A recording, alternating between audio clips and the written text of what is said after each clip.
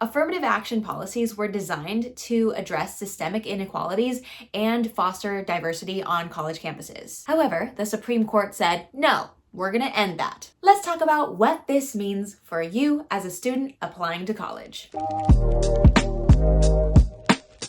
Hey there, welcome back to my channel. My name is Dylan Nellis. I am a college admissions coach and a Stanford alumni, and I'm here to teach you everything you need to craft an authentic college application that stands out and gets accepted to your dream schools. And since you're here, I want to give you something free and special that I know is going to really help you out this college application season. I have put together a full hour-long masterclass on the strategy that you need to get into your top schools. I literally give you the top school admissions formula. I talk about how to sharpen your spike. I talk about college essay strategy. All of this stuff is so useful, and a lot of people are not talking about it enough.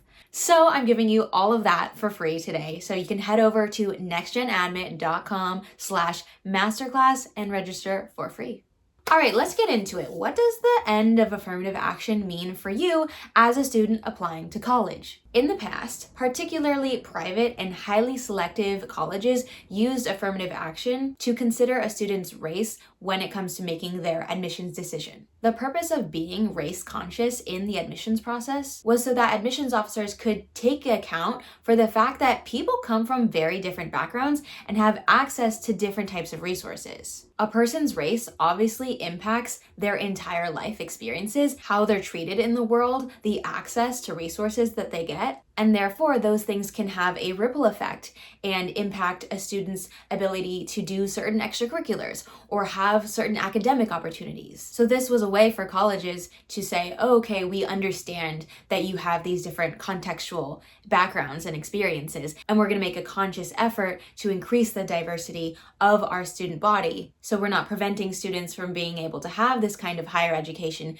due to their background or systemic oppression. So as you can imagine, the ruling against affirmative action could make it more challenging for underrepresented groups to get into top-tier universities. But this video is not to be a downer and be upsetting, because what I really want to focus on is how this shift means that colleges have to find alternative ways to increase their diversity. What I want to make clear is that this ruling against affirmative action does not mean that the colleges themselves don't want to consider race in admissions. A lot of these institutions are actively wanting to increase their representation and include a wide variety of perspectives and lived experiences on their campus. So what's interesting for us to pay attention to is how the college admissions process is shifting.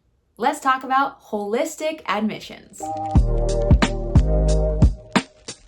Most colleges in the US, especially the really competitive ones, Most colleges in the United States, especially the really competitive ones, use a process called holistic review. That means that they're taking into account every factor in your application when making a decision, and no one factor can completely rule you out from being accepted into their school. Colleges in the United States especially are very different than college admissions in other countries because they don't put as much weight on just the grades and the test scores. These colleges really care about your own personal experiences and how they have shaped your worldview. So when admissions officers are reviewing your profile, they're going to look at your grade scores, extracurriculars, and all of that stuff, but they're also really going to pay attention to what you write about in your college essays and how you are writing about them, because those narratives show who the student is behind the paper. You are a person, not a statistic. So if colleges can't directly consider your race when making their admissions decision, they can consider all of these other factors regarding your background, including your state, your high school, what kinds of opportunities and resources are accessible to you at your high school. Some colleges may consider your socioeconomic income, although I know a lot of top schools are actually need blind in their admissions process, meaning they don't take into account how much money or financial assistance you will need from them when making their admissions decision. Let's take Stanford, for example. They are need blind for residents in the US. However, if you are an international student, they are actually need aware, meaning they do consider how much financial aid you might be needing when making the admissions decision. But here's the real strategy when it comes to communicating your background and experiences to these colleges: contextual narratives. In recent years, colleges have been making a big effort to encourage students to write about their contextual narratives in their college essays. Like literally right after the Supreme Court made this decision ending affirmative action, all of these colleges implemented this new college essay prompt in their applications that says something along the lines of, please describe what aspects of your life experiences, interests, and character would help you make a distinctive contribution as an undergraduate at blank university. I like to call this the Unique Perspectives essay prompt. It's very common. You'll see it in so many different colleges' applications. As you go into the application process, know that this prompt is a direct response to the ruling on affirmative action. The reason colleges are asking this question is because they want to give you the opportunity to talk about how your lived experiences have shaped your values and your worldview and how you'll contribute to the university. They want to know what makes you unique. They want to know the challenges you've gone through. But more importantly, what colleges are looking for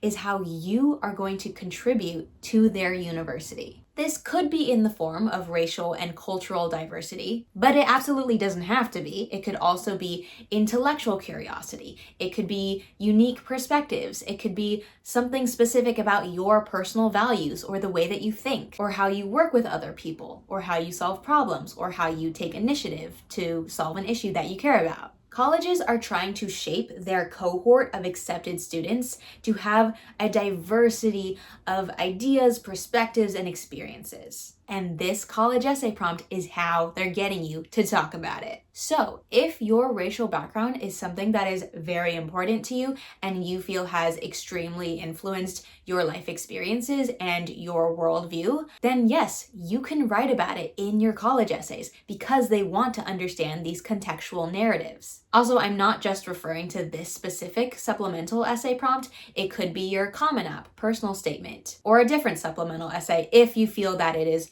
relevant to the prompt that they're asking. The trick here is making these stories sound unique. Because yeah, a lot of people who come from the same racial or cultural background will likely have similar experiences, so you don't want to be telling the same exact story. This is where college essay strategy really plays a crucial role to make sure that you're not telling a cliche story, but you're telling an authentic one that is also unique. The way that I teach college essay strategy is that you have unique values and you have unique stories, but you probably just don't know what they are yet, or you don't know how to articulate them in a way that helps you stand out. It is totally normal to have similar experiences as other people because you are a human being and that is simply what happens. But the key to a good college essay is doing a lot of self-reflection and brainstorming and outlining before you even begin writing the essay. Every essay you write should have a theme,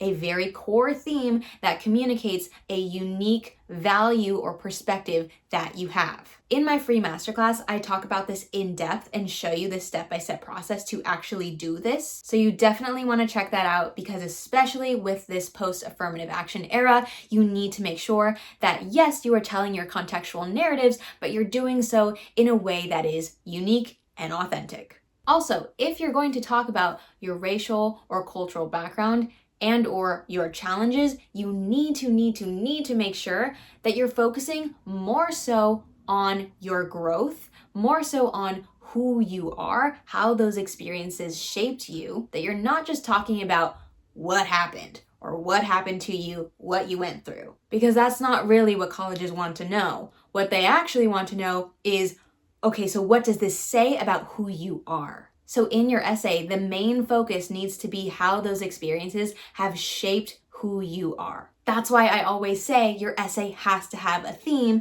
and that theme must be the main personal value or lesson or quality that you are sharing, because that personal quality is what you are going to contribute to their university. At the end of the day, I want you to know that your story matters.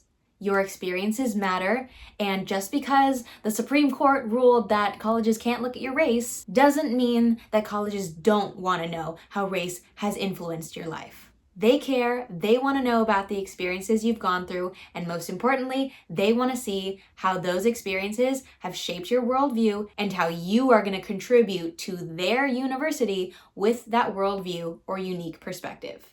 Thank you so much for watching this video. Let me know what other questions you have or other college application related things you want me to talk about in the comments below. And also, if you want your essays edited, we have a full team of college essay editors at top universities who are excited to help you and will edit your essay in just 1 to 5 days. You can check out all of that, all of our resources, all of our coaching support in the description below.